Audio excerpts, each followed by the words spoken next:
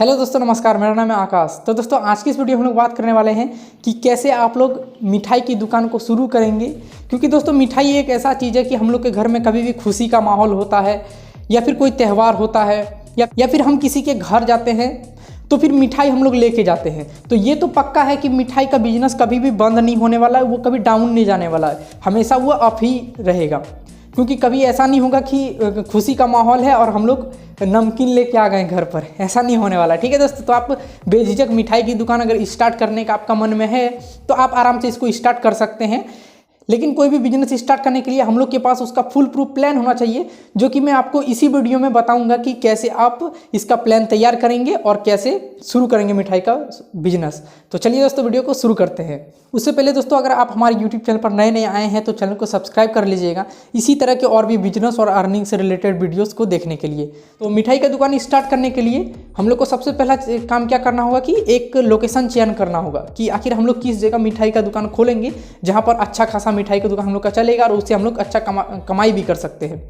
तो लोकेशन की अगर बात करें तो आपको सबसे अच्छा जगह कहाँ होगा, आप जहाँ पर भीड़ भाड़ ज़्यादा देखते हैं, जहाँ पर बहुत ज़्यादा भीड़ भाड़ लगता है, वहाँ पर आप इसको खोल सकते हैं। क्योंकि वहाँ पर लोग आएंगे, किसी को अगर कहीं जाना है तो मिठाई लेके वो जाएंगे, किसी का घर अगर जाना है किसी को तो वो मिठाई लेकर जाएंगे। तो आप भीड़ भाड़ वाला इलाका देखिए, हो सकता है रेलवे स्टेशन के किनारे भी कर सकते हैं, बस स्टेशन के किनारे, इस तरह के जगह आप चूज कर सकते हैं। ठीक है, लेकिन अगर वहाँ आपको नहीं मिलता है तो किसी मार्केट में भी कर सकते हैं, मार्केट से हल्का सा साइड में भी कर सकते हैं, जहाँ पर मिठाई की दुकान ना हो। आपको ये ध्यान रखना है, ठीक है। क्योंकि मिठाई का दुकान का अगर बगल में करेंगे तो आप खुद भी नहीं कमा पाइएगा और ना दूसरे को कमाने दीजिएगा। ठीक है, तो इस तरह दिक्कत हो जाएगा। इसलिए आपको किसी का दुकान का सामने नहीं करना है, किसी मान लीजिए कोई मिठाई का दुकान है उसका सामने नहीं करना है।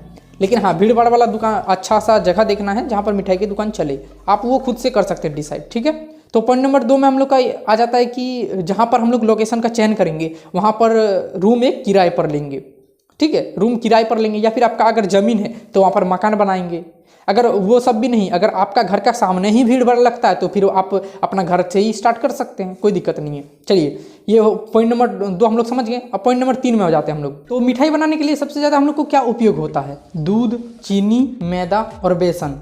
ये जो चीज़ें हैं, 4 चीज़, ये सबसे ज़्यादा हम लोग का यूज होता है मिठाई बनाने के लिए। ठीक है, मैदा से भी बनता है, बेसन से भी बनता है और दूध से तो बहुत ज़्यादा ही बनता है। ठीक है, और चीनी सब में लगेगा आपको।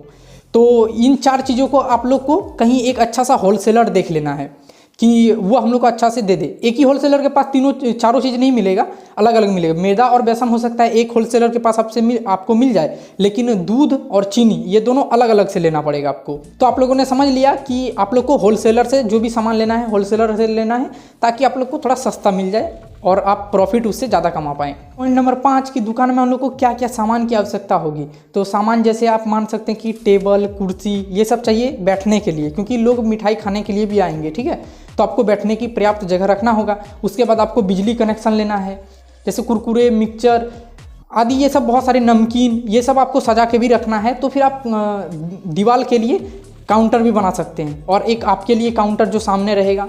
उसके बाद कांच की आपको आवश्यकता होगी, जो कि आपको उसमें सजाने के लिए, ठीक है, मिठाई रखने का जगह, ये सब चीज़ें आपको ज़रूरत पड़ने वाली है साथ ही। तो उसके बाद हम लोग का बनाने का भी इसका सामान आएगा, जैसे कि छलनी हो गया, गैस सिलेंडर हो गया, चूल्हा हो गया, इस तरह की बहुत सारी चीज़ें हैं जो कि आपको बनाने में प्रयोग होगा। तो वो सबको भी आपको खरीदना है। ठीक है, तो ये 2 बात हम लोग समझ लिए। एक तो सबसे पहला दुकान में क्या क्या यूज होगा, और एक मिठाई बनाने में क्या क्या यूज होगा, ये दोनों चीज़ आपको खरीदना है।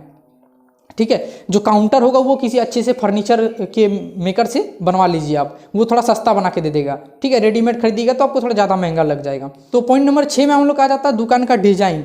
तो बाहर से भी जो है उसका लुक बहुत ही अच्छा रहना चाहिए। ठीक है, एक अच्छा सा डिजाइन रखिएगा।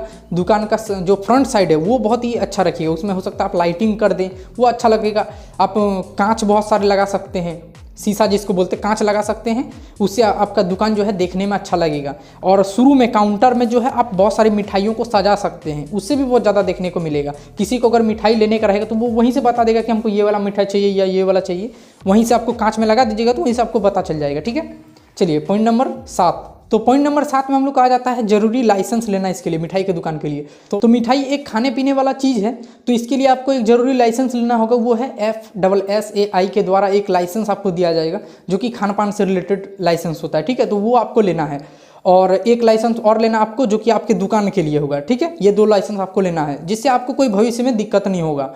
और ऐसे तो आप छोटा मोटा जगह पर स्टार्ट कर रहे हैं, बहुत ज़्यादा हाई लेवल पर नहीं स्टार्ट करें तो नहीं लेंगे फिर भी चलेगा, लेकिन आगे चल को आपको लेना ही पड़ेगा, ठीक है। ये बात आपको ध्यान में रखना है।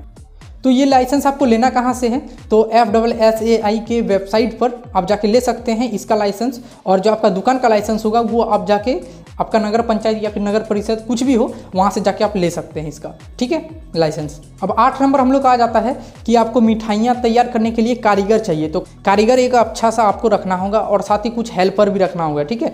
क्योंकि कारीगर ऐसा रखिएगा जिसको बहुत सारी मिठाइयाँ बनानी आती हो, वही आपका दुकान को अच्छे से मिठाई जो है देगा बना के। साथ ही आपको बाजार के हिसाब से, आपका मार्केट के हिसाब से आपको मिठाइयों का जो है रेट निर्धारण करना होगा। जैसा मार्केट में मिठाइयों का रेट चल रहा है उसी प्रकार आप भी रखिए, ठीक है।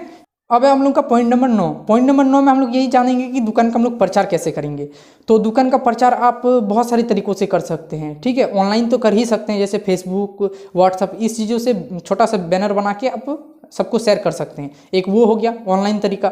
दूसरा ऑफलाइन तरीका क्या हुआ, आप पैम्पलेट इसके लिए बनवा सकते हैं। तीसरा तरीका कि आप बैनर लगवा सकते हैं या फिर दीवार में पेंटर से लिखवा सकते हैं आपके मिठाइयों के दुकान के बारे में, ठीक है। उसके बाद चलिए आगे बढ़ते हैं। अब दोस्तों पॉइंट नंबर 10 में हम लोग गलतियाँ, तो इसके लिए हम लोग को बहुत सारी गलतियों के बारे में ध्यान रखना है। जैसे कस्टमर से गलत व्यवहार नहीं करना है, या फिर आपके जो स्टाफ रहेंगे उनसे भी बता दीजिएगा कि कोई भी गलती नहीं करना है, ठीक है। कस्टमर से अच्छे से बात करना है। उसके बाद मैंने आपको बता दिया था पहले ही कि किसी के देख के आपको बिजनेस पर नहीं आना है, ठीक है। आप अगर चाहते हैं बिजनेस करना तो किसी अलग जगह पर करिए जहाँ पर भीड़ भाड़ हो, लेकिन मिठाई का दुकान आसपास में ना हो तब। ये हैं कुछ गलतियाँ।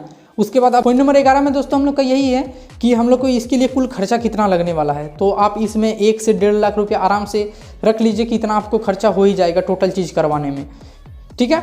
उसके बाद आप मिठाई की दुकान आराम से स्टार्ट कर सकेंगे। 1 से 1.5 लाख रुपया रखिएगा तो एक छोटा मोटा अच्छा सा दुकान आपके लिए स्टार्ट हो जाएगा मिठाई का, ठीक है। अब 12 नंबर आ जाता है हम लोग का कि इससे हम लोग का कुल कमाई कितना होगा। तो कमाई की बात करें तो आप इसमें 30 से 50 हज़ार तक आराम से कमा सकते हैं मंथली, अगर अच्छा खासा आपका दुकान चलता है तो 30 से 50 हज़ार, ठीक है। तो इतना आप कमा ही लीजिएगा, ठीक है दोस्तों। तो आज के लिए बस इतना ही। ये वीडियो आपको कैसा लगा ये बताइएगा हमें कमेंट करके। तो चलिए आज के लिए बस इतना ही। जय हिंद, वंदे मातरम, नमस्ते।